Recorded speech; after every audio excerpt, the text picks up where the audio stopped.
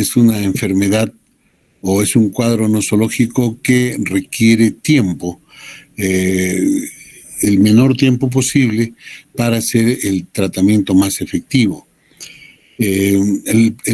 Lo que se recomienda en todo tipo de infarto es la intervención coronaria percutánea, o sea, la intervención coronaria con un cateterismo cardíaco para hacer el diagnóstico dónde está la obstrucción coronaria y luego hacer lo que corresponde en el momento, o una angioplastía o la colocación de un stent. Sin embargo, como les decía, no se puede hacer esto en todas partes porque no todas las ciudades, no todos los hospitales tienen un laboratorio de intervencionismo cardíaco o coronario, donde se puede hacer cateterismo cardíaco y las subsiguientes acciones. Entonces, para eso existe un tratamiento que puede de alguna forma reemplazar. Sin embargo, para este tratamiento de intervención percutánea se tiene que hacer lo antes posible. Si se logra hacer el tratamiento antes de las 2 horas, la recuperación del miocardio en peligro es casi completa. No llega a morir el miocardio y se recupera casi en forma completa. O sea, en otras palabras, es casi como si se evitaría el infarto. El tratamiento percutáneo se tiene que hacer lo antes posible, pero los infartos pues no suceden solamente en los hospitales. Los infartos pueden suceder en el domicilio de los pacientes o en otras localidades y generalmente es a horas de donde se va a atender. Para eso se tiene que organizar un sistema de transporte. En las grandes urbes existen ambulancias en helicóptero que trasladan rápidamente un paciente desde los lugares muy lejanos hasta un hospital donde se puede hacer esta intervención percutánea. Y en otros lugares que no tienen tanta preparación o que no tienen tanta solvencia para tener helicópteros, se tienen ambulancias equipadas primero con electrocardiograma para hacer un diagnóstico oportuno e inmediatamente, y debe haber un aparato de desfibrilación porque en la primera hora del infarto lo que se produce y lo que produce las complicaciones más graves son la fibrilación ventricular, o sea, un paro cardíaco en fibrilación ventricular, y esto rápidamente puede revertirse con una desfibrilación. Si es que no ocurriera esto, el paciente lo que más le aqueja es el dolor. Entonces se tiene que estar preparado con medicación para aliviar el dolor. Y también cómo disminuir la actividad del sistema nervioso autónomo, que va a producir, al activarse el sistema simpático, se va a activar aumento de presión arterial, frecuencia cardíaca, aumento de la contractilidad miocárdica, que en ese momento sería deleterio. Se pueden dar otro tipo de arritmias también, y para eso se necesita el electrocardiograma y el desfibrilador. En muchas oportunidades, cuando existe un buen equipo preparado, se puede iniciar incluso el tratamiento con la fibrinolisis, o sea, con la lisis del trombo que se ha instalado en el vaso comprometido, ocluyendo pues la irrigación. Lo primero que se tiene que hacer cuando ya está en la ambulancia o en el hospital es dar oxígeno, por lo menos eso es lo que se acostumbraba a hacer desde todos los tiempos. Pero no se tiene que dar oxígeno indiscriminadamente sin saber para qué, ni a quiénes y en qué cantidad. Entonces, vamos a ver cómo la AJA publica este año qué es lo que se tiene que hacer respecto a la oxigenación. La Sociedad Europea de Cardiología decía, a nivel del mar, claro, que debe dar oxigenación para llegar a una saturación de oxígeno del 90%. El control del dolor, que es fundamental para evitar la activación del sistema simpático, se utilizaban los nitratos, como la nitroglicerina, ya sea vía oral o sublingual, o vía endovenosa, y también los opiáceos como la morfina. Otro tipo de vasodilatadores que también controlan el dolor, como el óxido nitroso, que no tenemos disponibles en el país, y el acetaminofén o el paracetamol endovenoso, que aún en nuestro medio no se puede disponer. Bueno, lo cierto es que el tratamiento fundamental, les decía yo, lo que se recomienda en todo tipo de infarto, es la reperfusión miocárdica por intervención coronaria percutánea. Lo que yo quiero mostrarles en esto es lo que dice la AJA este año. Dice que siempre se ha utilizado el suplemento de oxígeno como parte del tratamiento del síndrome coronario. Sin embargo, no había evidencia del beneficio clínico. Básicamente cuando no había hipoxia. Entonces, para hablar de hipoxia es importantísimo saber para nosotros cuándo estamos en hipoxia.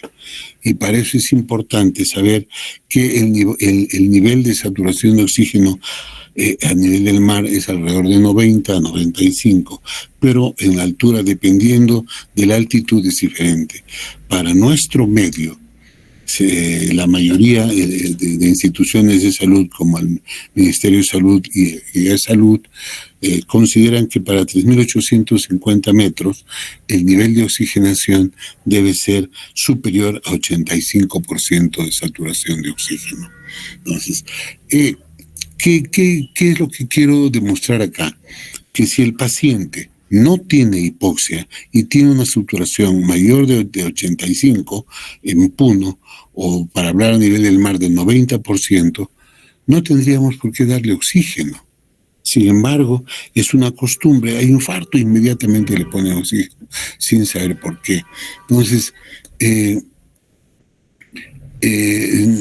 Estados Unidos se ha hecho un metaanálisis sumamente grande en adultos que no tenían hipoxia de ningún tipo, por ninguna causa, y desgraciadamente los resultados han sugerido que con oxigenoterapia en pacientes sin hipoxia hay mayor mortalidad a corto plazo y a largo plazo. Entonces, esto es fundamental. No hay que ponerle oxígeno a todos los pacientes porque tiene una isquemia miocárdica. Lo primero que hay que ver es la saturación, y si la saturación es por debajo en Puno, por lo menos debajo de 85, entonces hay que ponerle oxígeno. En el peor de los casos, si estuviéramos a nivel del mar, si es por debajo del 90, hay que ponerle oxígeno. En un ensayo llamado AVOID, donde se utilizó oxígeno a 8 litros por minuto en infarto de miocardio ST elevado, con una saturación que era mayor del 94%, acá no se demostró ningún beneficio. Y es más bien, allí es que se empezó a sugerir el posible aumento de lesión miocárdica, o sea, empeora la lesión isquémica y aumentaba el tamaño del infarto con mayor oxígeno. Entonces esto es tremendo, tiene una importancia realmente grande. No porque se acostumbra a ponerle oxígeno, hay que ponerle oxígeno, porque se puede poner en riesgo la salud y la vida de las personas.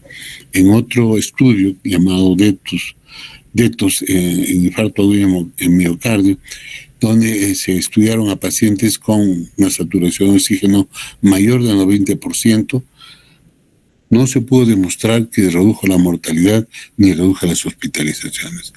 Por lo tanto, la oxigenoterapia solamente se debe utilizar cuando haya hipoxia. Esto es fundamental porque podríamos hacer daño.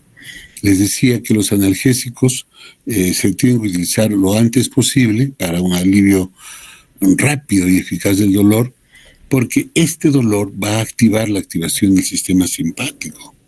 El dolor hace que el paciente se ponga mucho más ansioso y eso aumenta la frecuencia cardíaca, aumenta la presión arterial y aumenta la fuerza de contracción, o sea, aumenta el consumo de oxígeno al miocardio en un corazón que ya está isquémico, que donde hay hipoxia que lleva a isquemia.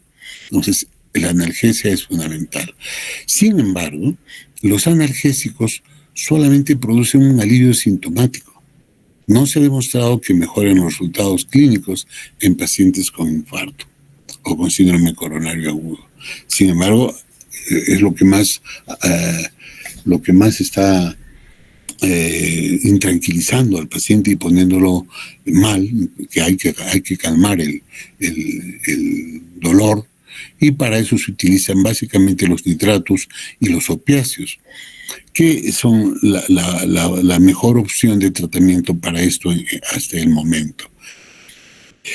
Existen algunos otros esquemas donde se utilizan algunos otros medicamentos que no se deben utilizar, como por ejemplo los AINES.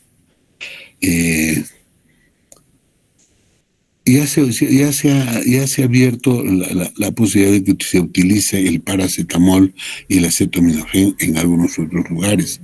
Pero la AJA dice que se debe evitar todo tipo de AINES porque se asocia con mayor riesgo de eventos mayores y no se ha documentado el beneficio. Entonces hay que tener cuidado. De preferencia, evitar todo tipo de AINES. ¿Qué se debe usar entonces? Utilizamos la nitroglicerina. Si el paciente está estable, hay que darle por vía sublingual 3 a 4 miligramos cada 5 minutos hasta llegar a 3 dosis. Cuando el paciente está inestable y hay que utilizar vía endovenosa, hay que comenzar con una infusión de 10 picogramos por minuto.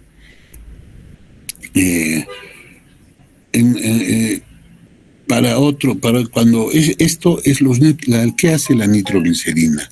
La nitroglicerina no es un analgésico. La nitroglicerina y los nitratos son vasodilatadores, y lo que hace es, si el dolor se está produciendo por isquemia, al producir vasodilatación va a permitir un poco de flujo, va a disminuir la isquemia y esto va a disminuir el dolor. Sin embargo, cuando esto no es suficiente, hay que utilizar analgésicos potentes como la morfina o el fentanilo. Y aquí hay que usar la morfina que se tienen en los hospitales preparados para esto, no venden en la farmacia. Ustedes entenderán por el peligro de la drogadicción y sus consecuencias. Se utiliza morfina endovenosa de 2 a 4 miligramos cada 5 a 15 minutos hasta llegar a 10 miligramos. Cuando no tenemos morfina y contamos con fentanilo, se puede usar también este fentanilo como terapia analgésica. Junto con los analgésicos y el oxígeno, lo primero que hay que hacer es utilizar antiagregantes plaquetarios, porque ustedes se acuerdan que lo que ha ocluido totalmente el vaso en el síndrome coronario agudo es la formación del trombo, y ese trombo se ha formado por la agregación de plaquetas y fibrina. Entonces aquí hay que utilizar antiagregantes plaquetarios. Y por eso se utiliza la aspirina, el ticagrelor, el clopidogrel y otros. Este año la AJA nos hace también una reflexión al respecto. El ácido acetilsalicílico o aspirina, que es conocida por su nombre comercial, que es famoso en todo el mundo, ha demostrado que reduce la incidencia de muerte vascular después de un infarto.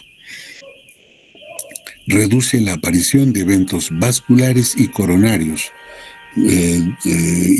durante el infarto o posterior al infarto, como por ejemplo un nuevo infarto o un accidente, un evento cerebrovascular isquémico. Eso con la aspirina se reduce. Entonces, es clásico recordar de que después de un infarto se daba aspirina de por vida.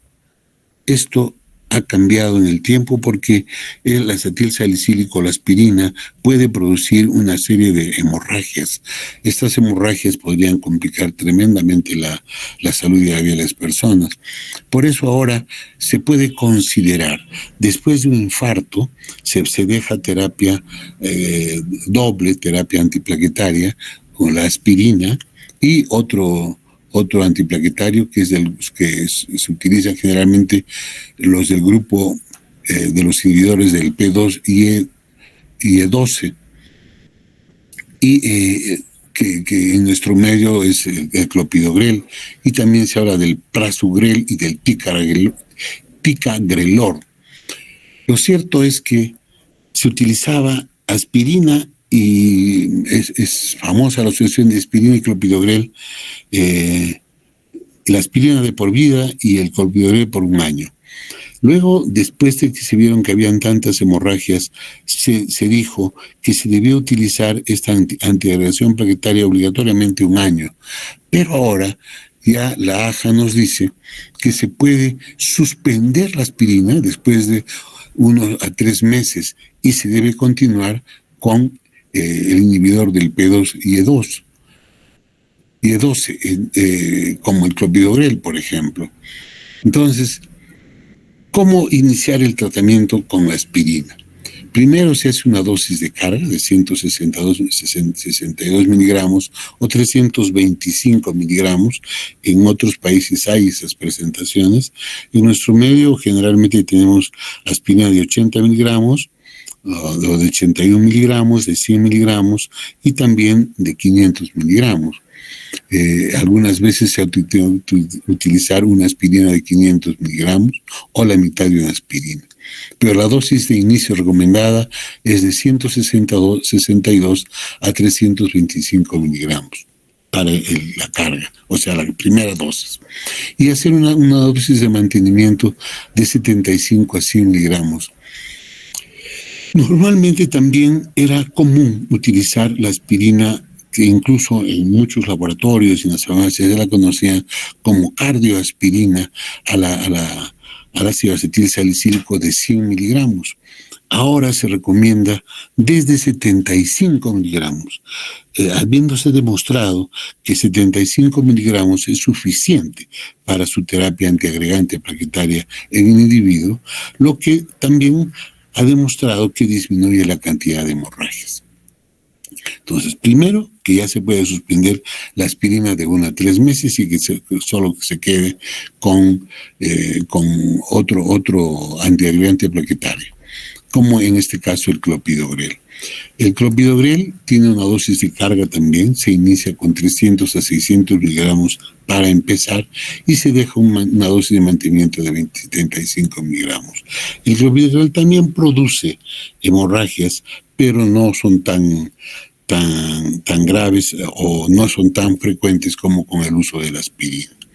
Otro tipo otro antiagregante de este grupo es el pasugrel y el ticagrelor. En el pasugrel habría una dosis de carga de 60 miligramos y una dosis de mantenimiento de 5 a 10 miligramos por día. Lo mismo con el ticagrelor, la dosis de carga de 180 miligramos y un mantenimiento de 90 miligramos 2 veces al día. Estos medicamentos, que son los inhibidores orales del receptor plaquetario P2 y E12, ¿qué es lo que hacen? Antagonizan la activación plaquetaria mediada por difosfato de adenosina. Los más conocidos o los que tenemos actualmente dentro de la terapia de antiplaquetarios en infarto son el clopidogrel, el pasugrel y el ticagrelor, y algunos otros que todavía en nuestro medio no aparecen. ¿Qué otra terapia hay que hacer en el infarto? La anticoagulación. La anticoagulación con heparina se ha utilizado desde hace muchísimos años, utilizando la heparina no fraccionada. Y desde hace algunos años ahora se utiliza la heparina de bajo peso molecular y otros antitrombóticos directos como el irudín y el vivarirudín. la AJA este año nos dice que aún se puede utilizar, o se sigue utilizando en algunos lugares, la heparina no fraccionada con una dosis de carga de 60 unidades internacionales por kilogramo, máximo 4.000 unidades internacionales. Esa es la dosis de carga. Y luego se hace una infusión de heparina a 12 unidades por kilogramo de peso por hora, máximo 1.000 unidades por hora. Y hay que mantener un tiempo de activación parcial antiplaquetario de 60 a 80 segundos. El TTPA de 60 a 80 segundos. Eso es lo que hay que mantener, entre 60 y 80 para mantener una anticoagulación correcta. Sin embargo, esto trae una serie de complicaciones, pero muchas veces uno está obligado a utilizar, primero porque no se tiene las heparinas de bajo peso molecular u algún otro problema, o las heparinas de bajo peso molecular no se pueden utilizar en pacientes que tienen compromiso de filtración glomerular serio, cuando están en insuficiencia renal grave o severa, no se puede utilizar. Hay que utilizar heparina, y en otros casos también. Por ejemplo, en mayores de 75 años no hay que utilizar, me he pasado de frente a las heparinas de bajo peso molecular. Lo que se utiliza normalmente ya en todos los hospitales del mundo, incluyendo el de nosotros y los hospitales vecinos, son las heparinas de bajo peso molecular, y de ellas lo que más se utiliza es la enoxaparina. La enoxaparina se utiliza a dosis de 1 miligramo por kilogramo peso subcutáneo cada 12 horas. Pero en pacientes mayores de 75 años se tiene que utilizar una dosis menor, solamente 0,75 miligramos por kilogramo peso cada 12 horas. Máximo 75 miligramos en las 2 primeras dosis. Hay que tener claro que estas heparinas se producen acumulación dentro del organismo y podrían producir una sobreanticoagulación. Entonces hay que medir el aclaramiento de la creatinina que nos da indirectamente la filtración glomerular, y cuando esta está por debajo de 30 mililitros por minuto, solamente hay que utilizar 1 miligramo por kilogramo subcutáneo al día, una sola vez. Se puede utilizar también otro tipo de medicamentos como el Fondoparinux y la Vivarirudina, que la mencionamos hace un minuto. Pero lo que utilizamos normalmente es la enoxaparina y en algunos casos la heparina no fraccionada. Una terapia que es fundamental en el tratamiento del infarto es la terapia antilipídica, y no porque hay que bajar rápidamente el colesterol o los triglicéridos, sino porque estos medicamentos tienen otras acciones antiinflamatorias que van a actuar en el infarto agudo, y por eso se utilizan las estatinas de alta intensidad, como la atorvastatina, como la rosuvastatina, la simvastatina, la pravastatina. ¿Esto cómo lo vamos a medir? Lo vamos a medir pues de acuerdo midiendo el colesterol total y el colesterol LDL y el HDL. Pero muchas veces no se puede reducir, y el tratamiento antiinflamatorio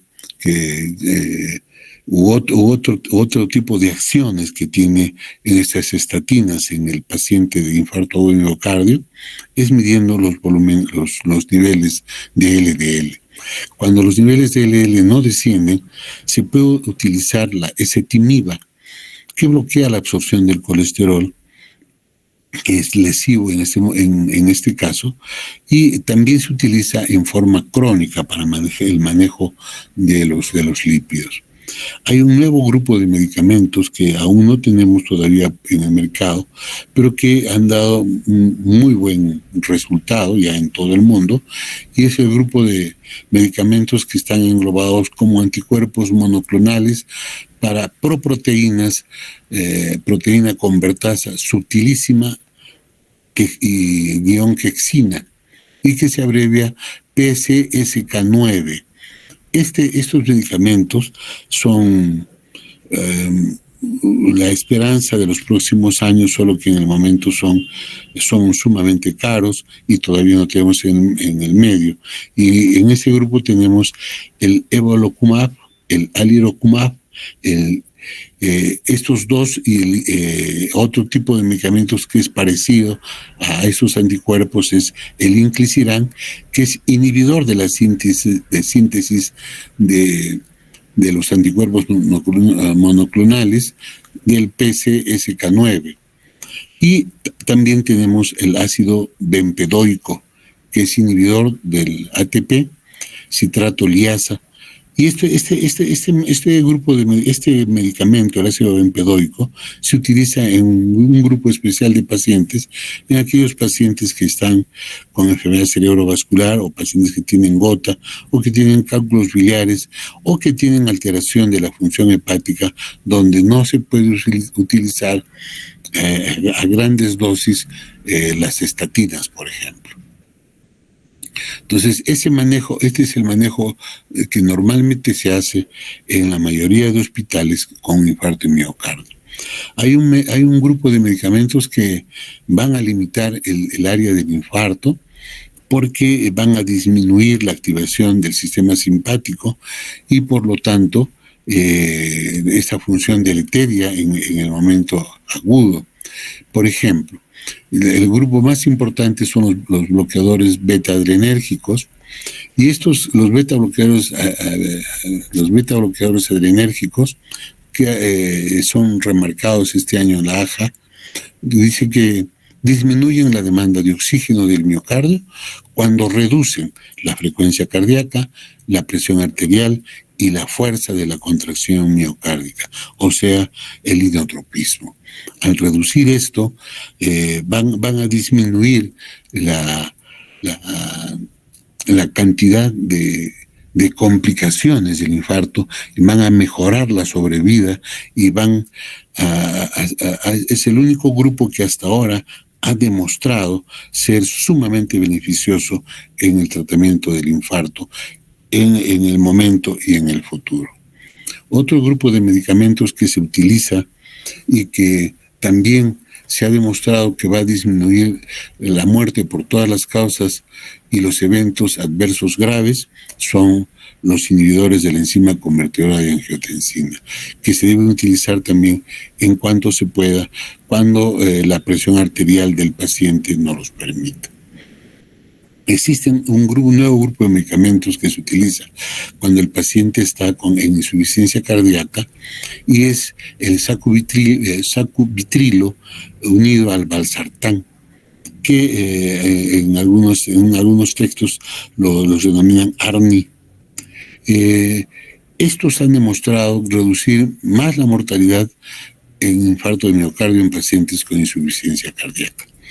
Otro medicamento que se está utilizando y que recomiendan el uso en estos pacientes es la espirenona, que es un antagonista del receptor de mineralocorticoide que ha dado muy buenos resultados.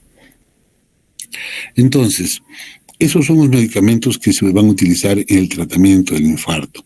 Pero les decía que si el infarto se ha producido por la oclusión de un vaso sanguíneo por un trombo en una arteria coronaria que previamente tenía un ateroma que ha fisurado su placa y que ha producido la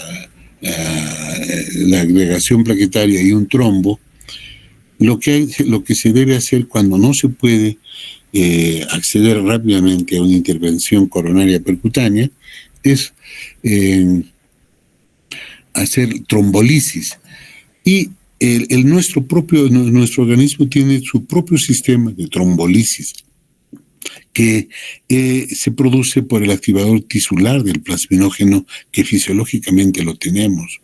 Esto fue observado ya hace algunas décadas y se clonó a este activador tisular del plasminógeno, y se ha producido laboratorialmente este medicamento para producir la lisis del trombo. Y la trombolisis se puede usar por varias drogas, pero las drogas trombolíticas más usadas son el tenecteplasa, el reteplasa y el alteplasa.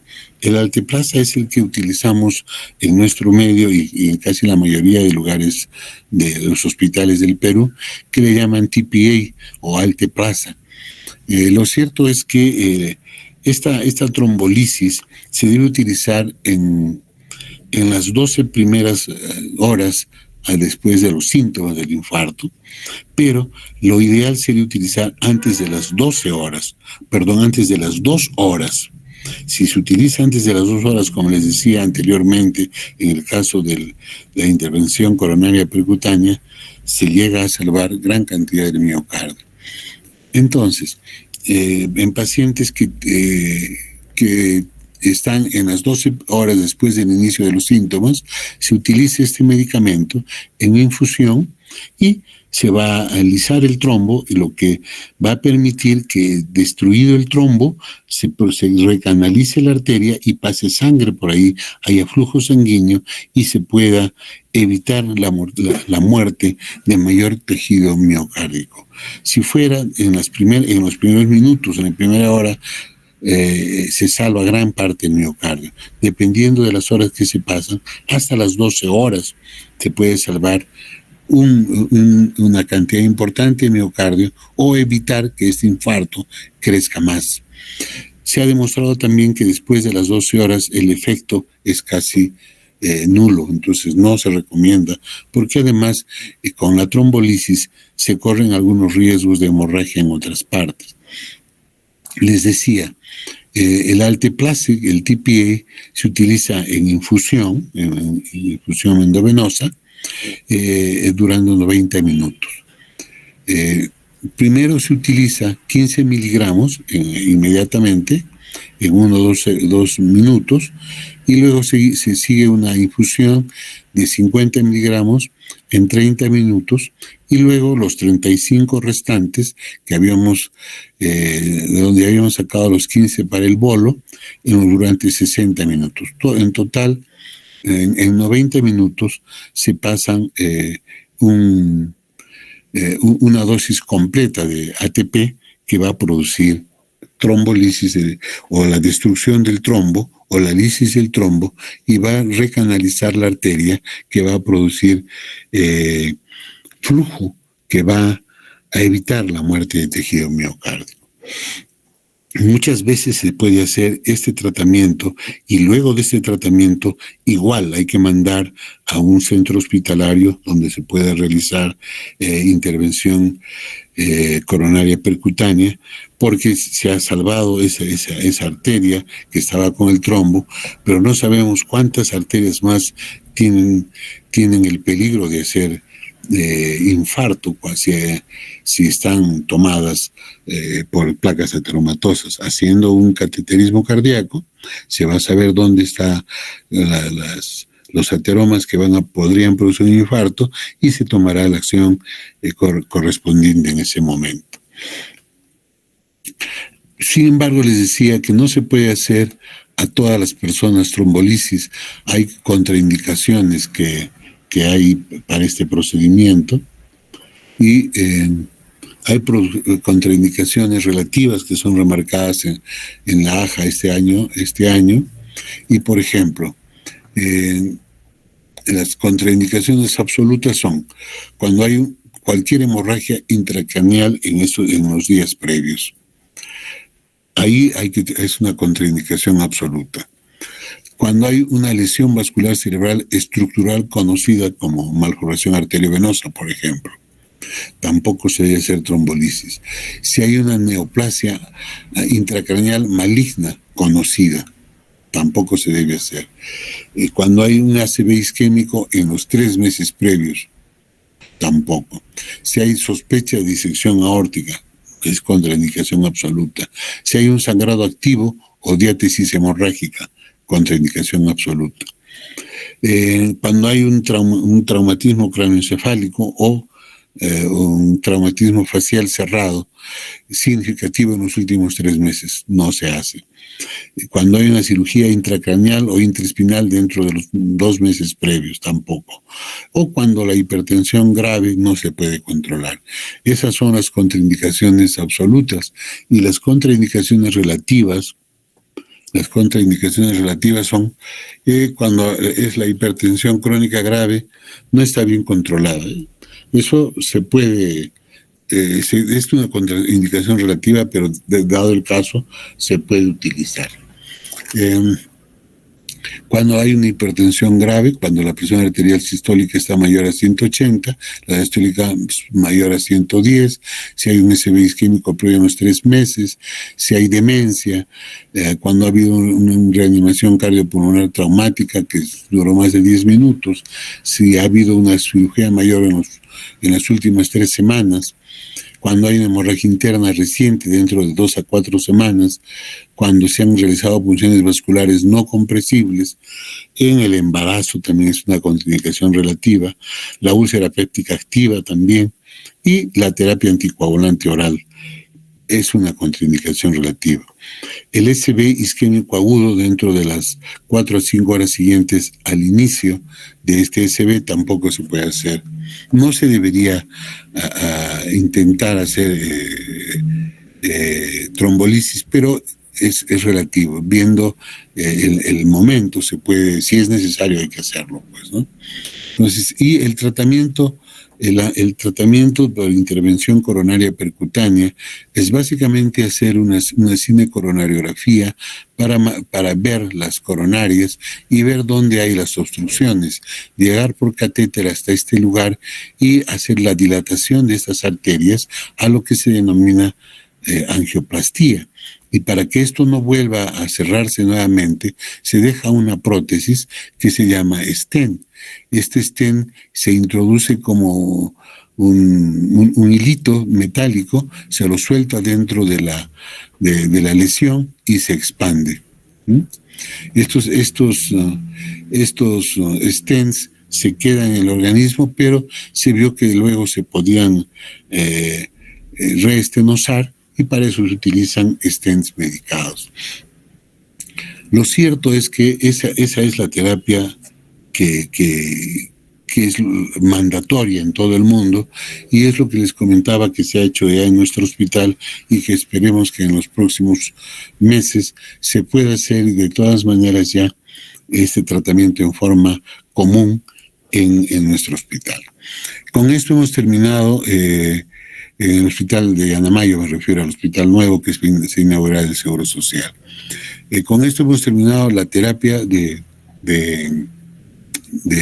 tratamiento del infarto de miocardio, y vamos a dar paso a Roxana, que nos va a hablar, nos va a hacer un repaso de un tema que ya nosotros lo hemos visto en infectología, y que si es necesario vamos a hacer un recuento después, pero ahora vamos a dejar a Roxana. Roxana, ¿estás lista? Sí, doctor. Ya. Puedes empezar a proyectar, por favor.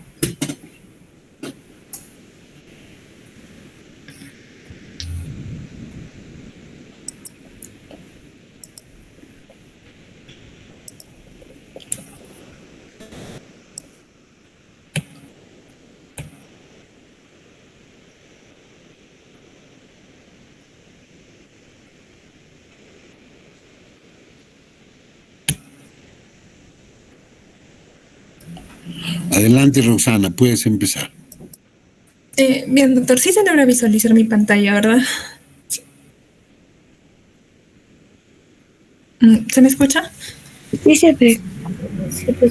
Ya, listo, gracias. Bueno, doctor, compañeras y compañeros, sean ustedes una agradable noche. En esta ocasión, mi persona, Cayo Cuevas Mayomi Roxana, va a proceder a dilucidarnos sobre el tema de endocarditis infecciosa. Para esta presentación, el contenido es el siguiente, ¿no? La introducción, la clasificación, la etiología, la fisiopatología, las manifestaciones clínicas, el diagnóstico, el tratamiento, la prevención y por último el pronóstico. Bien, para iniciar hablando respecto a la endocarditis infecciosa, vamos a ver que esta se va a llegar a definir como una enfermedad infecciosa caracterizada por la colonización del endocardio, que va a ser la capa interna del corazón, ¿verdad? O de las válvulas cardíacas, que lleva a la formación de vegetaciones. Sin embargo, la formación de vegetaciones, ¿no? Las cuales va a estar compuesta, o bueno, las vegetaciones que van a ser unas masas irregulares, ¿no? Las cuales van a estar compuestas principalmente por plaquetas, fibrina, microcolonias de microorganismos y células inflamatorias escasas.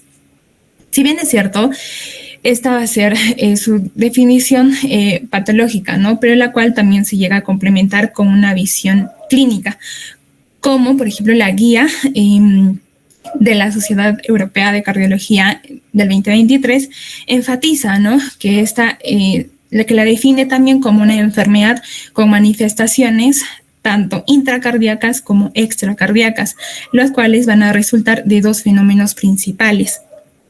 ¿Cuáles van a ser estas? Pues primero, un fenómeno de embolización séptica, ¿no? Esto quiere decir que va a haber un pedazo de la vegetación infectada, la cual puede llegar al despegarse de esta y puede llegar a viajar, ¿no? Por el torrente sanguíneo y de esta manera tapar una arteria de otro órgano, ¿no? Y como segundo fenómeno va a ser el depósito de inmunocomplejos. Una vez ya dada esta infección, nuestro organismo va a intentar combatir, ¿no? A esta infección, formando, ¿qué cosa? Pues los complejos, ¿no? Antígeno, anticuerpo, que se van a llegar a depositar en pequeños vasos, ¿no? Ya sea de la piel, los ojos o el riñón, causando de esta manera una inflamación.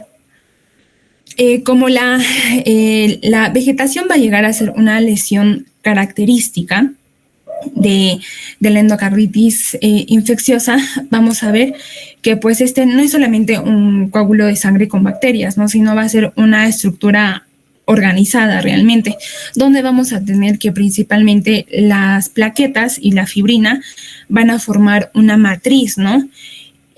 Donde pues se van a llegar a alojar diversos microorganismos, ¿no? Que se llegan a agrupar como microcolonias, ¿no? Dentro de esta matriz, y a la cual también se van a llegar a agregar algunas células inflamatorias.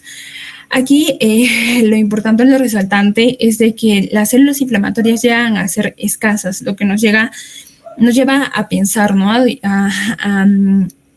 A pensar de que pues esta va a ser también una capacidad, ¿no? De la vegetación, el cual va a tener de evadir, ¿no? Lo que viene a ser al sistema inmune del huésped en este caso. Ahora, por otro lado, vamos a ver que estas vegetaciones en dónde se van a encontrar frecuentemente. Pues frecuentemente se van a encontrar a nivel de la válvula mitral, ¿no? Que llega a ser la más frecuente a nivel global, seguida de la válvula aórtica, ¿no? Y un escenario muy en particular va a ser pues esto en los pacientes que son usuarios de drogas intravenosas, ¿no? En las cuales pues en estos pacientes vamos a ver que se llega a alojar estas vegetaciones en la válvula tricúspide, ¿no? Y esto se debe principalmente al daño directo, ¿no? De las impurezas de las drogas que llegan a causar a nivel del endotelio valvular derecho, ¿no? Durante el paso de la sangre. Entonces decimos pues que la endocarditis infecciosa es una fuente, ¿no? De infección persistente, ¿no? Donde las bacterias en su interior pues van a estar protegidas, ¿no? De los antibióticos y de la respuesta inmune, ¿no? Del huésped, ¿no? Como por ejemplo de la fagocitosis, ¿no? Y también va a ser la fuente de las embolias, es decir, de los fragmentos de esta vegetación, ¿no? Que se pueden llegar a desprender y viajar a través de la circulación sanguínea, ¿no? Pudiendo causar como por ejemplo accidentes cerebrovasculares isquémicos o hasta infarto esplénico o alguna embolia pulmonar séptica, ¿no? Y por otro lado también estas vegetaciones pueden llegar a destruir toda la arquitectura valvular, ¿no? Debido a que su crecimiento puede llegar desde milímetros hasta centímetros, ¿no? Y de esta manera causar algunas perforaciones de las valvas o la ruptura de cuerdas tendinosas, o a su vez conllevar a complicaciones, ¿no? Como la insuficiencia valvular aguda o grave. Bien.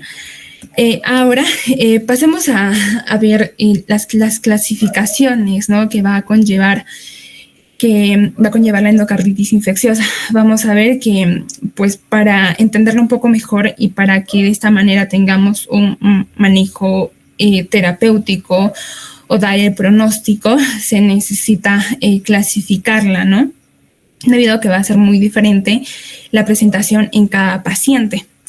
Vamos a ver que se puede llegar a clasificar, o bueno, yo lo he clasificado principalmente por 3 puntos, ¿no? Como por ejemplo por la estructura afectada, por el curso clínico y por la localización de esta infección.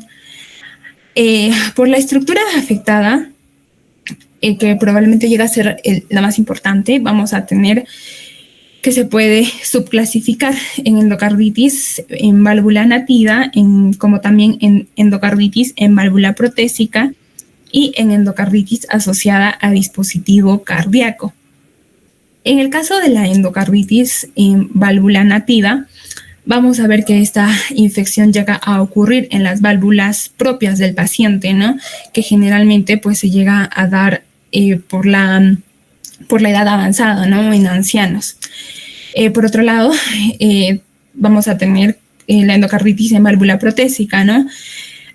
Aquí, por ejemplo, vamos a tener una matriz crucial del tiempo, ¿no? Acorde al tiempo en el cual se ha llegado a realizar la cirugía, ¿no? Por ejemplo, vamos a tener la endocarditis de válvula protésica temprana y la tardía.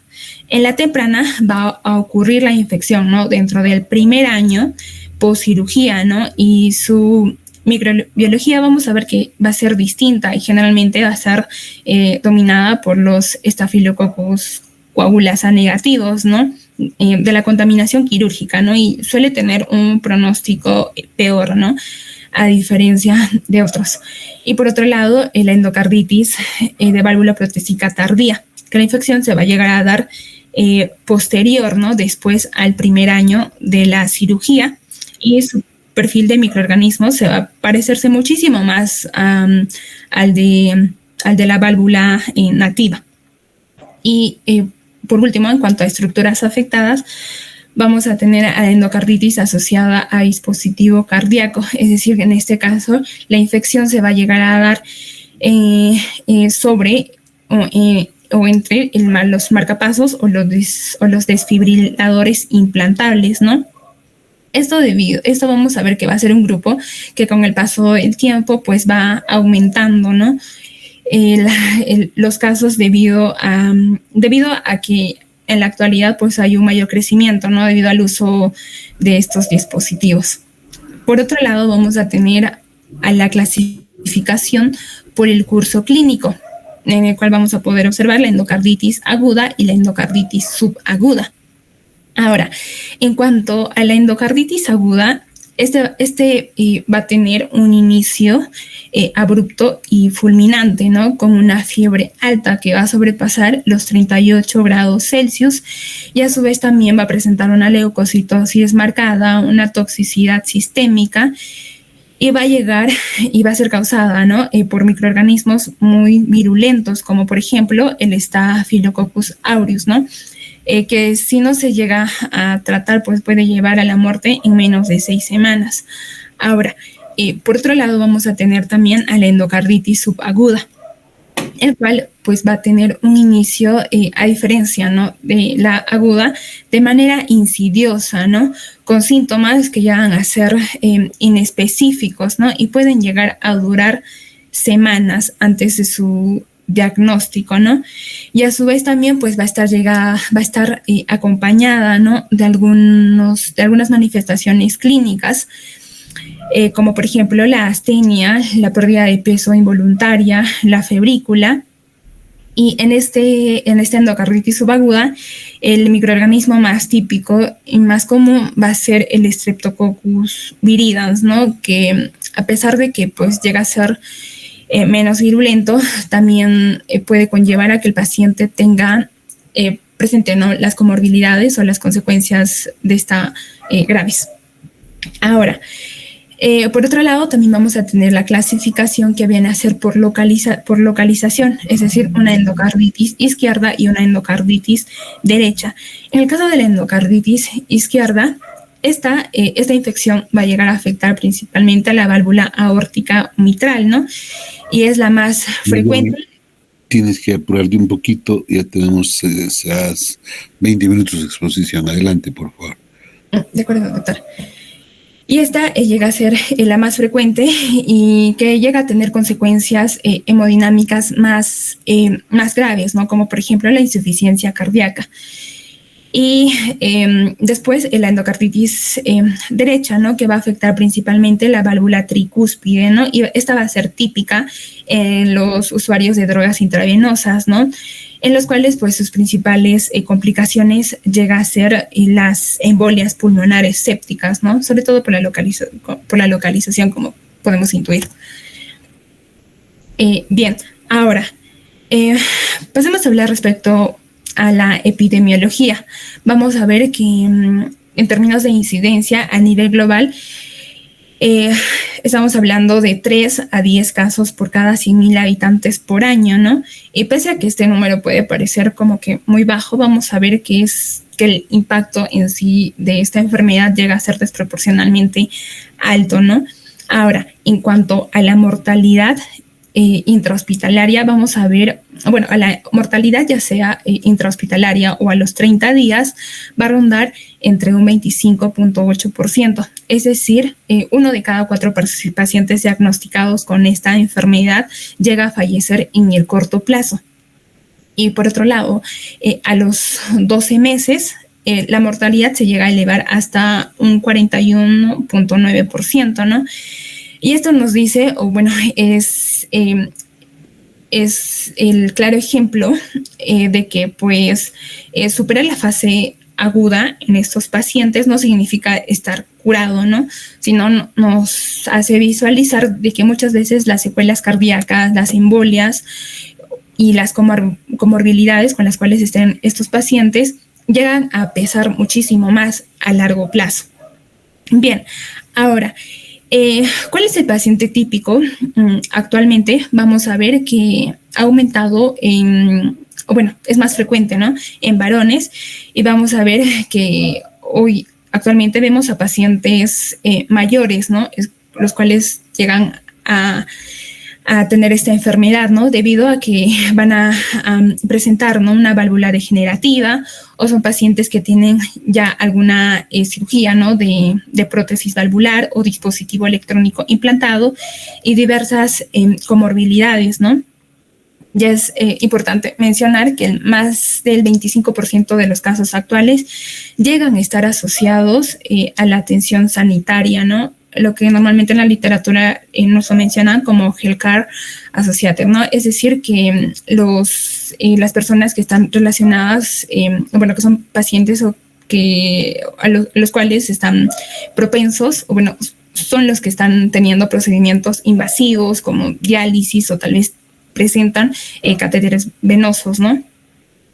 Ahora, en cuanto a los factores que aumentan la mortalidad a los 12 meses, vamos a ver que van a ser las comorbilidades principalmente, ¿no?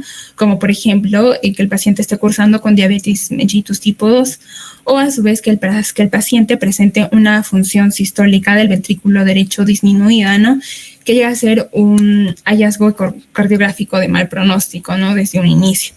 Bien, ahora, en cuanto a la población de riesgo, si bien es cierto, no todos tenemos el mismo riesgo de desarrollar la endocarditis, ¿no? Sin embargo, es importante identificar a los pacientes que tengan este alto riesgo, ¿no?, para de esta manera tener pues un índice de sospecha más alto y de esta manera tratarlos, ¿no?, de manera adecuada. Como por ejemplo vamos a tener el grupo de pacientes que tienen, ¿no?, la válvula protésica, ¿no?, que van a tener un riesgo de 5 a 10 veces mayor, ¿no? Y es más, el riesgo llega a ser máximo durante el primer año post cirugía, ¿no?, principalmente por los Staphylococcus coagulasa negativo, ¿no? Por otro lado, también vamos a tener a los pacientes con dispositivos implantados, ya sean los marcapasos o los dispositivos automáticos implantados, ¿no? Y el riesgo en estos pacientes llega a ser de 1 a 3 por cada 1000 dispositivos, debido a que los cables o los electrodos en sí llegan a ser un sustrato ideal para que en este lugar se llegan a adherir las bacterias, ¿no? Por otro lado, también vamos a tener a los usuarios, ¿no?, de las drogas intravenosas, los cuales tienen un riesgo muy elevado en sí. Y nos muestran, ¿no? Bueno, aquí vamos a tener que 20 de cada 100,000 personas, ¿no?, llega a ser, puede llegar a ser infectada, ¿no? Y vamos a ver que en esta principalmente la válvula que va a estar más afectada es la válvula tricúspide. Por otro lado, también tenemos a los pacientes en hemodiálisis, ¿no?, que tienen un riesgo de 50 a 100 veces mayor que la población en general. Esto porque debido a que pues estos pacientes llegan a tener, ¿no?, su acceso vascular permanente, ya sean las fístulas o los catéteres, ¿no?, que van a ser la puerta de entrada, ¿no?, para la infección, y también a su vez vamos a ver que estos pacientes llegan a tener una disfunción en cuanto al sistema inmune, ¿no? Y muchos de estos también pueden llegar a tener una valvulopatía calcificada. Y por último vamos a tener al otro grupo, que vienen a ser los pacientes con una cardiopatía predisponente. Es decir, que este grupo, ¿no?, pese a que dice, ¿no?, una cardiopatía predisponente, vamos a ver que no cualquier cardiopatía nos va a conllevar, ¿no?, al mismo riesgo. Y en cambio, ¿no?, las condiciones de alto riesgo van a ser como, por ejemplo, la valvulopatía calcificada, ¿no?, que llega a ser especialmente en los pacientes ancianos, o la válvula aórtica bicúspide, ¿no?, que llega a ser la cardiopatía congénita más común. O también la cardiopatía congénita cianótica, ¿no?, no reparada o reparada ya con algún material protésico, ¿no? O como también los pacientes con la miocardiopatía hipertrófica obstructiva, o que hayan estado, o un paciente con endocarditis infecciosa previa, ¿no?, que llega a ser uno de los factores de riesgo más potentes. Bien, ahora, por otro lado, como ya acabamos de revisar la población de riesgo, vamos a ver que en estos llega también a jugar un papel muy importante lo que viene a ser los factores de riesgo, ¿no?, y los mecanismos a través de estos llegan a actuar. Como por ejemplo, vamos a ver que el consumo de las drogas intravenosas, ¿no? Vamos a ver que en este caso las impurezas de las drogas llegan a dañar mecánicamente lo que viene a ser el endotelio valvular, ¿no? ¿Cómo? Pues al momento de que estos pacientes, de que estas personas llegan a inyectarse de manera repetida, ¿no?, y pueden llegar a introducir las bacterias directamente al torrente sanguíneo, ¿no? Y aquí, pues, uno de los patógenos más frecuentes o resaltantes llega a ser el Staphylococcus aureus, ¿no? Y con frecuencia en estas personas, en estos pacientes, se ha presentado que llegan a ser el Streptococcus aureus resistentes a meticilina, ¿no?, que ya de por sí agrava muchísimo más la situación. Por otro lado, también las infecciones de piel y los tejidos blandos, ¿no? Esto, a través, ¿de qué manera se pueden llegar a infectar en este caso las bacterias o los hongos? Vamos a ver que a través de las infecciones de la piel, ¿no?, ya sean celulitis o algunos abscesos que presenten, ¿no? O las heridas crónicas, como por ejemplo en los pacientes diabéticos, ¿no?, que puede ser a través de alguna úlcera, ¿no?, en algún pie diabético similar. O también en caso de que el paciente tenga, ¿no?, algún catéter venoso central, ¿no?, y se llegue a infectar.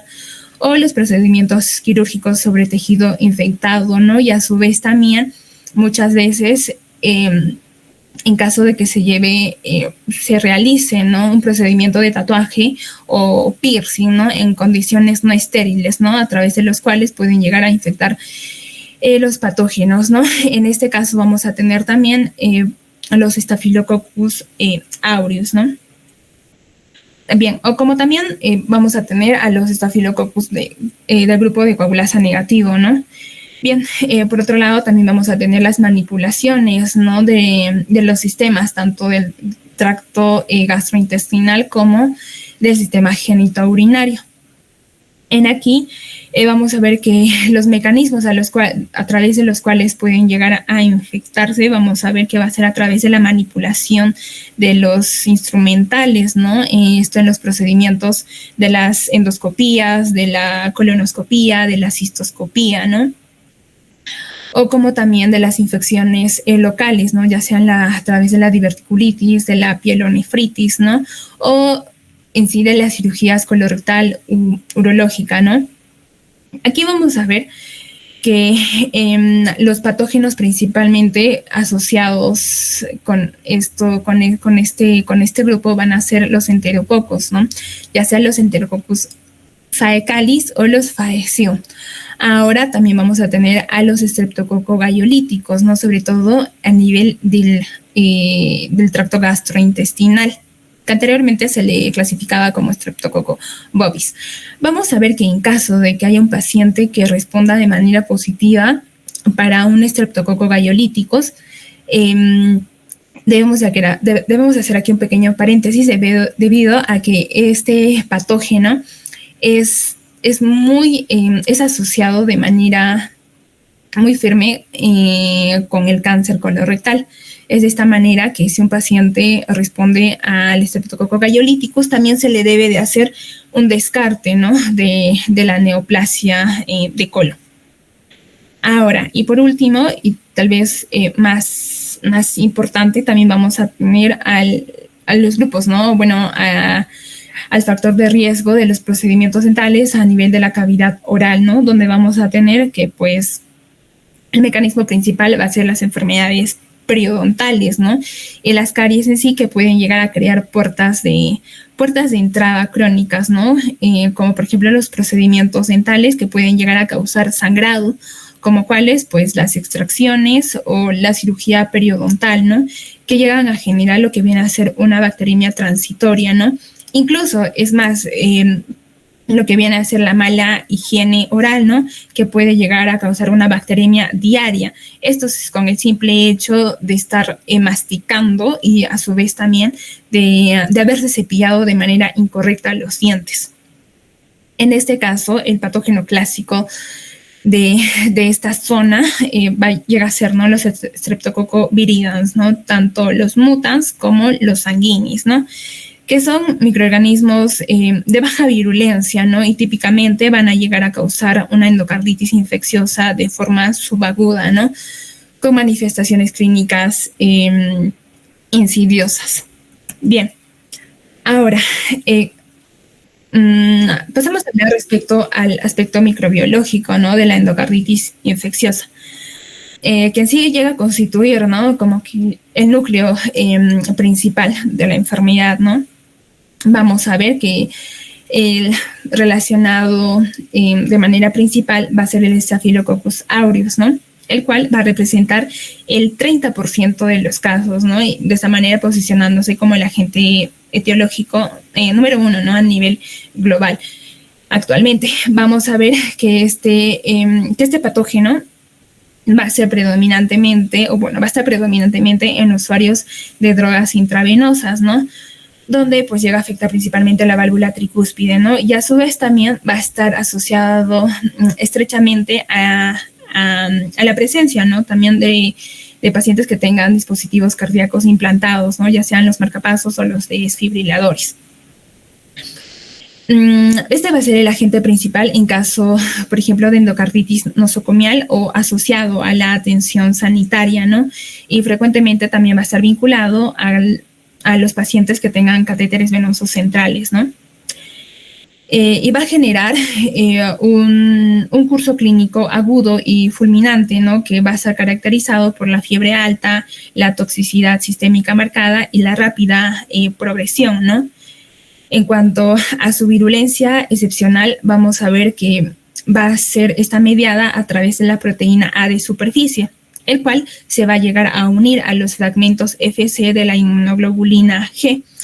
Y de esta manera lo que va a hacer, pues va a ser interferir va a interferir, ¿no? En cuanto a la ozonización y a la fagocitosis que va a presentar, con la cual va a responder el sistema inmune del huésped, ¿no? Y de esta manera también llega a producir algunas toxinas muy fuertes, como viene a ser la alfa-toxina, ¿no?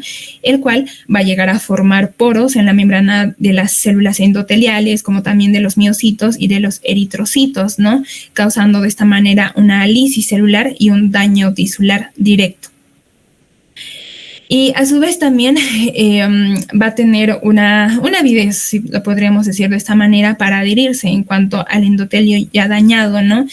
Y de esta manera también se adhiere de manera muy fuerte a lo que viene a ser a la matriz de la fibrina plaqueta, ¿no? En cuanto a la mortalidad que va a presentar este patógeno, vamos a ver que se reporta una mortalidad intrahospitalaria que va a oscilar entre un 25 y un 40%, ¿no? Y en cuanto a las complicaciones más frecuentes que va a presentar que va a conllevar este patógeno, va a ser la formación de abscesos perivalvulares, ¿no? En más del 30% de los casos. Y a su vez también la formación de pseudoaneurismas y fístulas, ¿no? Y va a presentar una mayor tasa de fenómenos embólicos sépticos, especialmente embolias cerebrales, esplénicas y pulmonares, ¿no? Y de esta manera podemos ver pues que este patógeno llega a destruir, ¿no? Genera una destrucción muy rápida de la válvula, ¿no? Y a su vez también es importante aquí mencionar que va a tener otro tipo, que va a ser el de Staphylococcus aureus, que ya también es resistente a la meticilina, ¿no? Que se llega a dar sobre todo en contextos nosocomiales o en los usuarios de drogas intravenosas, ¿no? Aquí, por ejemplo, la guía de la Sociedad la Sociedad Europea de Cardiología llega a enfatizar, ¿no? De que en caso de que haya pacientes que respondan de manera microbiológica positiva al Staphylococcus aureus, es muy importante realizar una ecocardiografía, ¿no? En todos estos pacientes. Bien, ahora, por otro lado, vamos a tener también a los Streptococcus viridans, que en este caso va a tener una... Rosana, te pido por favor menciones la etiología, los porcentajes y vamos a los métodos diagnósticos, por favor. De acuerdo, doctora, está bien. Ya. Ahora, en cuanto a los Streptococcus viridans, vamos a ver que va a tener una frecuencia de presentación de aproximadamente del 20 al 25% de los casos, ¿no? Y principalmente se va a llegar a presentar en cuanto a los procedimientos dentales o en caso de que el paciente tenga válvulas anómalas, ¿no? Y nos va a dar un curso clínico subagudo, ¿no? Insidioso. Vamos a ver que llega a ser menos virulento, ¿no? Y principalmente aquí vamos a tener como también al Streptococcus galloliticus, el cual se llega a asociar al cáncer de colon, como ya lo había mencionado. Por otro lado, también vamos a tener a los enterococos, ¿no? Que va a representar aproximadamente al 10% de los casos, ¿no? Y en cuanto al contexto y al curso clínico, el cual nos va a llegar a dar, va a ser un curso clínico variable y llega a presentarse sobre todo en pacientes ancianos de la tercera edad o en casos de las manipulaciones tanto gastrointestinales como genitourinarios, ¿no? Vamos a ver que en este caso de los enterococos, muchos de estos van a llegar a ser resistentes a diversos antibióticos, ¿no? Por lo cual estos van a requerir una terapia combinada, ¿no? Como por ejemplo, combinar la ampicilina más la gentamicina. Después también tenemos a los Staphylococcus coagulasa negativos, el cual va a representar de entre el 5 al 10% de endocarditis, ¿no? Sobre la válvula nativa. Pero aquí es importante recalcar de que van a ser los agentes etiológicos número 1 en caso de la endocarditis de válvula protésica, ¿no? Sobre todo en el caso de la válvula protésica temprana, ¿no? Es decir, menos de los 12 meses post cirugía, representando de esta manera hasta el 40% de estos casos, ¿no? Vamos a ver que estos patógenos, por ejemplo, van a tener una característica única, la cual va a ser que van a formar mucho biofilm. Y debido a esto, pues, llegan también a afectar, ¿no? O bueno, llegan a ser llegan a afectar muchísimo más en el caso de la endocarditis de válvula protésica temprana, ¿no? Y a su vez también van a tener una baja virulencia, ¿no? Pero muy difícil de erradicar debido al biofilm que van a formar. Y después también tenemos al grupo al patógeno de los hongos, en los cuales vamos a tener tanto al Cándida como también al Aspergillus, el cual va a representar menos el 2%, ¿no? De los casos, pero con una incidencia en aumento en población de alto riesgo, ¿no? Aquí también vamos a ver que van a estar los pacientes que son usuarios de drogas intravenosas, como también los pacientes inmunodeprimidos y los pacientes que tengan la válvula protésica, ¿no? En este caso de los hongos, vamos a ver que a diferencia tal vez de los anteriores, estos llegan a formar vegetaciones ya también muy grandes y van a presentar pues un alto riesgo de la embolia masiva, ¿no? Y suelen tener relativamente el peor pronóstico, ¿no?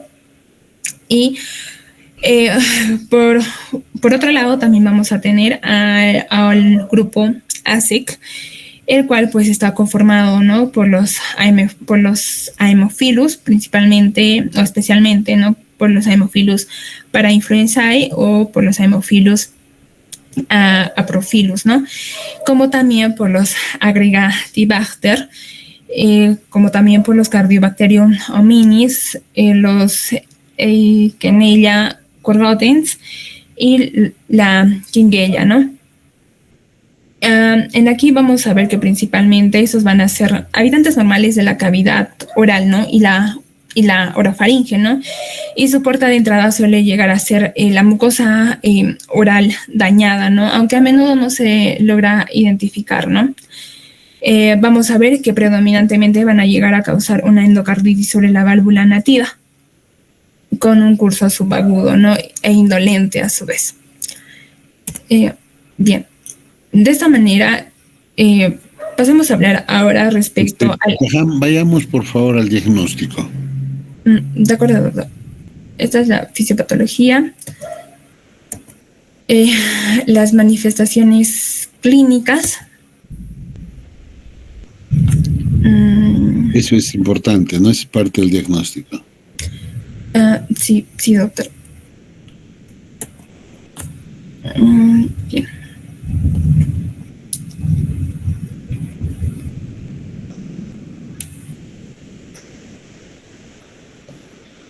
Bien, aquí, ahora, bueno, entonces pasemos a hablar respecto al diagnóstico, ¿no? Bien, vamos a ver que en cuanto al diagnóstico debemos de cumplir con 3 puntos principalmente, ¿no? El cual va a ser, vamos a iniciar, ¿no? Con lo que viene a ser la sospecha clínica, más los datos microbiológicos y más la lesión cardíaca en la imagen, ¿no? Que llega a ser la ecocardiografía, ¿no? Como primera línea.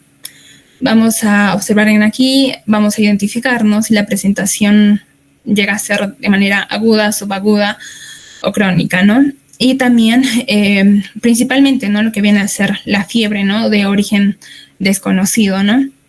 Debido a que este va a ser pues el síntoma más común. Y a su vez también identificar, ¿no? Si el paciente es inmunosuprimido o es una persona mayor, ¿no? O anciana.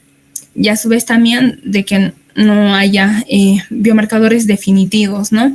Aquí podemos observar una tabla que es de la de la Sociedad Europea de Cardiología del 2023, donde nos detalla, ¿no?, los factores de riesgos cardíacos y no cardíacos, ¿no?, donde podemos encontrar una endocarditis infecciosa previa, una valvulopatía cardíaca, la presencia de la válvula cardíaca protésica, o la presencia de catéter venoso central o arterial, o los dispositivos electrónicos cardíacos implantados, ¿no?, transvenosos, o una cardiopatía congénita. Y en el caso de los factores de riesgo no cardíacos, aquí vamos a tener la presencia de un catéter venoso central, o los usuarios de drogas intravenosas, ¿no? Y también si hay inmunosupresión o procedimientos dentales o quirúrgicos recientes, o a su vez la hospitalización reciente, ¿no?, que el paciente esté con en el curso de una hemodiálisis.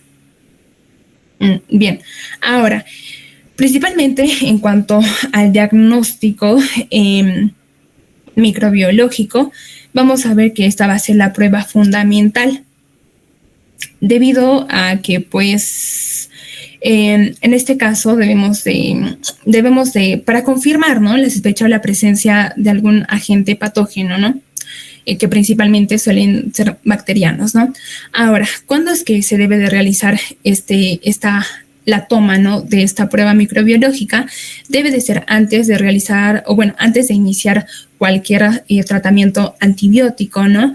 Y si el paciente ya los está tomando, debemos conversar para que lo dejen, ¿no? Y posterior a 3 días, si mal no me equivoco, tomar la prueba, ¿no?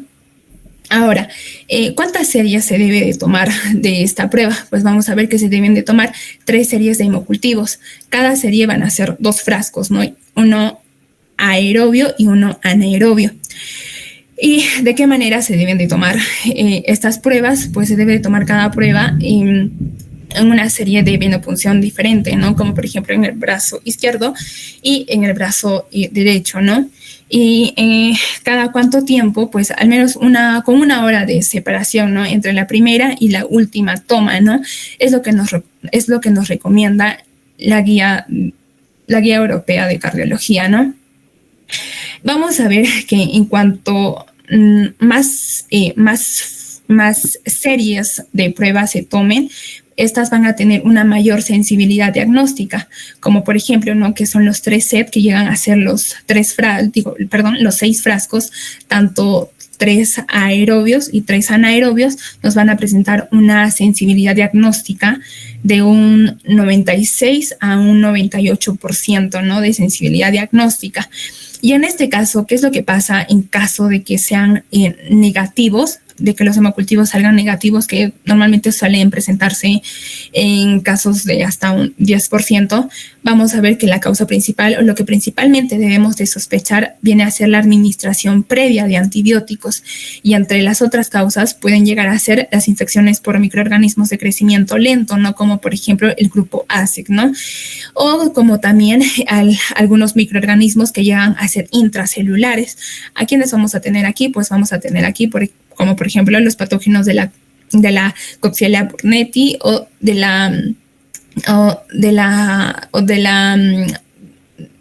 patógeno de la Bartonella, ¿no?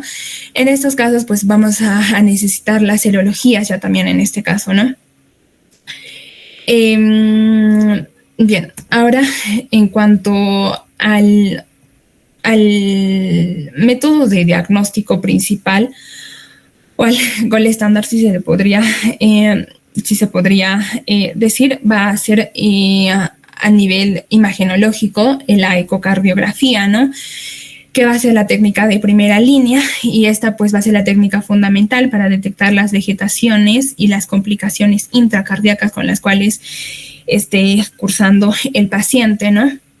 Vamos a ver que en este caso puede ser tanto una ecocardiografía transtorácica o una ecocardiografía transesofágica.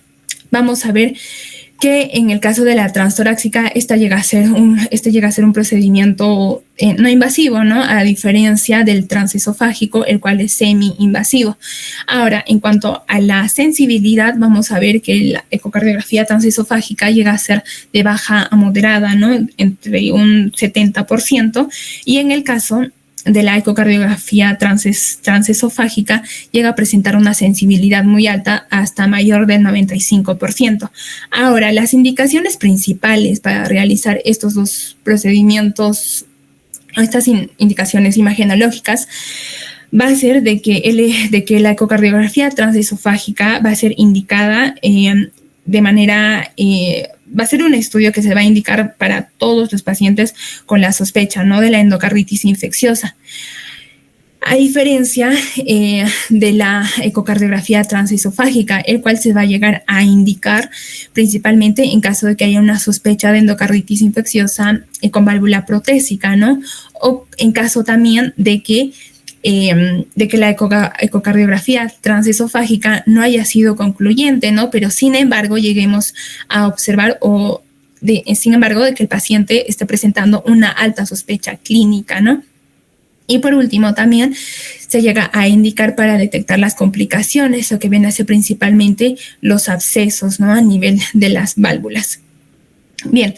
Por otro lado, vamos a tener las ventajas, ¿no?, de estos procedimientos, donde en la ecocardiografía transesofágica vamos a ver que es más rápido, más disponible, ¿no? Y nos va a representar, ¿no?, de manera más fácil lo que viene a ser la función cardíaca.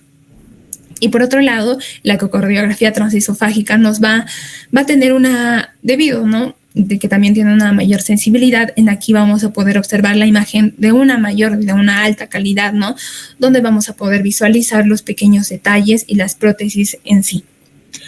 Y en cuanto a las desventajas, vamos a ver que la ecocardiografía transesofágica llega a mostrar imágenes limitadas. ¿Esto en quiénes? Pues en los pacientes que estén obesos. La transtorácica.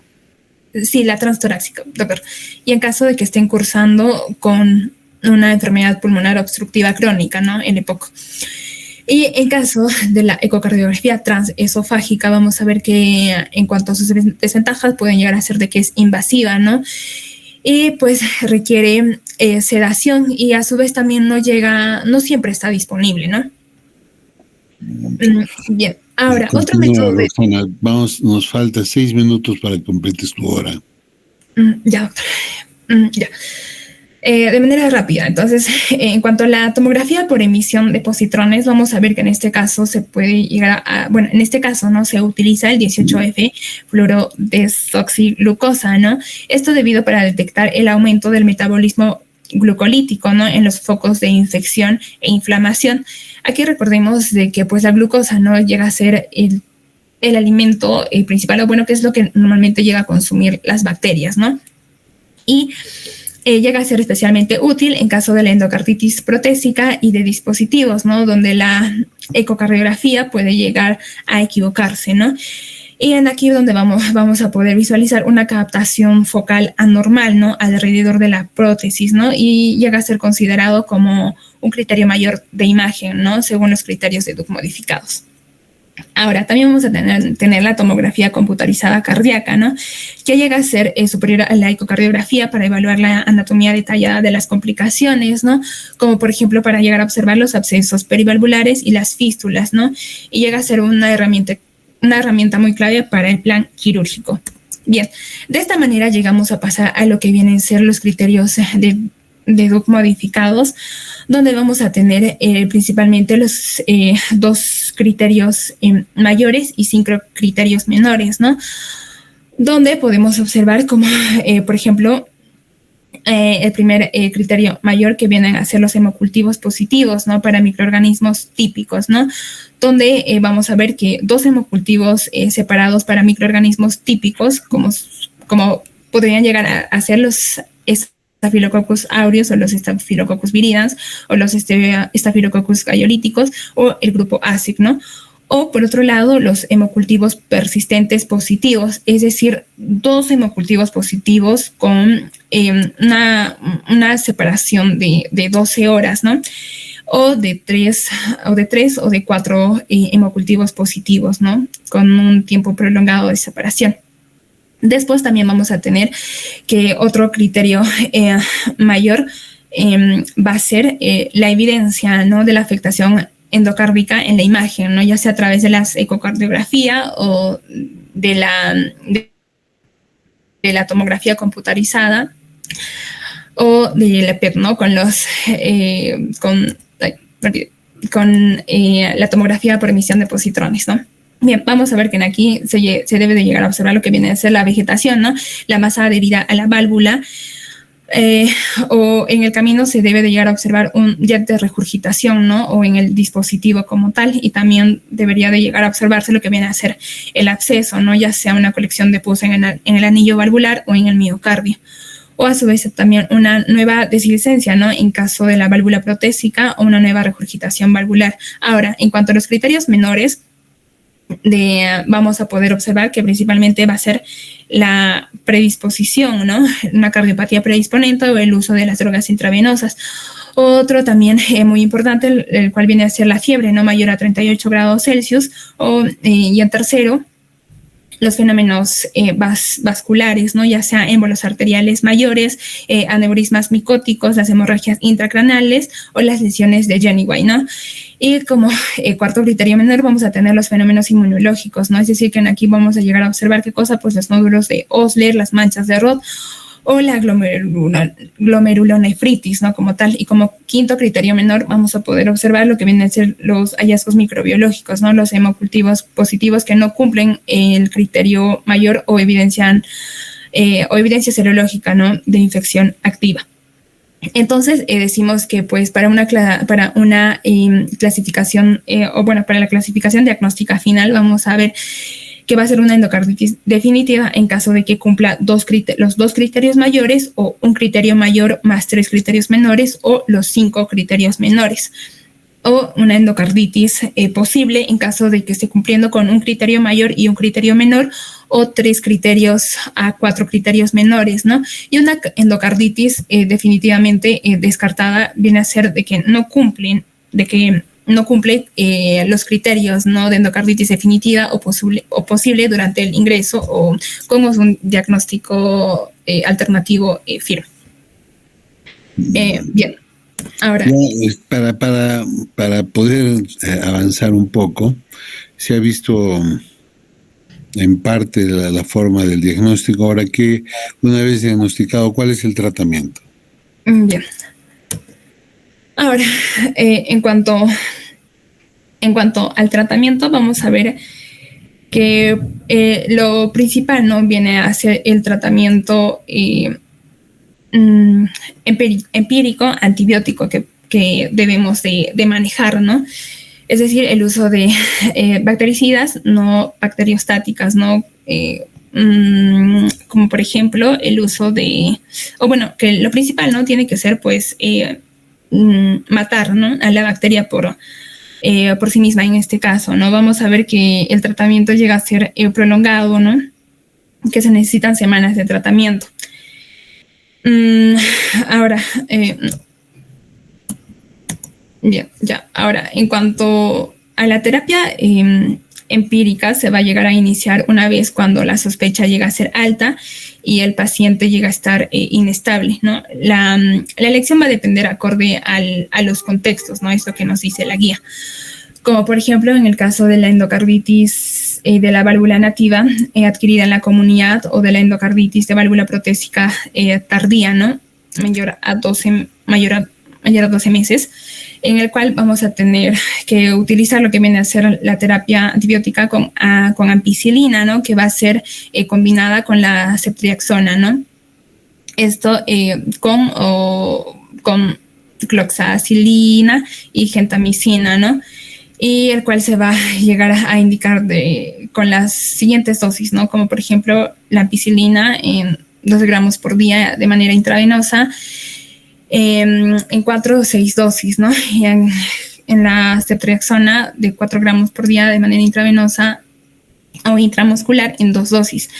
Y en caso de la cloxacilina de 12 gramos por día de manera intravenosa en 4 o 6 dosis.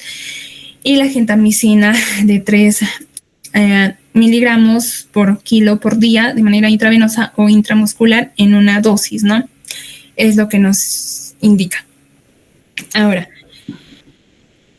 por otro lado, también vamos a ver que en el caso de la la endocarditis en caso de pacientes con válvula protésica temprana, vamos a ver que en estos se llega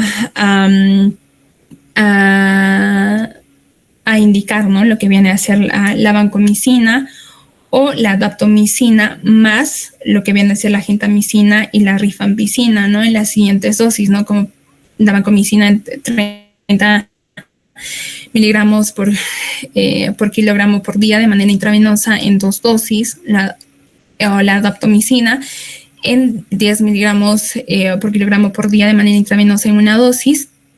Uno de estos más, ¿no?, la gentamicina de 3 miligramos por kilogramo por día de manera intravenosa o intramuscular en una dosis, más la rifampicina, ¿no?, de 900 o 1200 miligramos de manera intravenosa o por vía oral en 2 o 3 dosis, ¿no? Ok, Roxana, vamos a concluir con tu exposición diciendo solamente que el tratamiento de la endocarditis no es un tratamiento antibiótico común, es prolongada hasta 6 semanas, dependiendo del caso y dependiendo de la droga. Y también existe el tratamiento quirúrgico en algunos pacientes.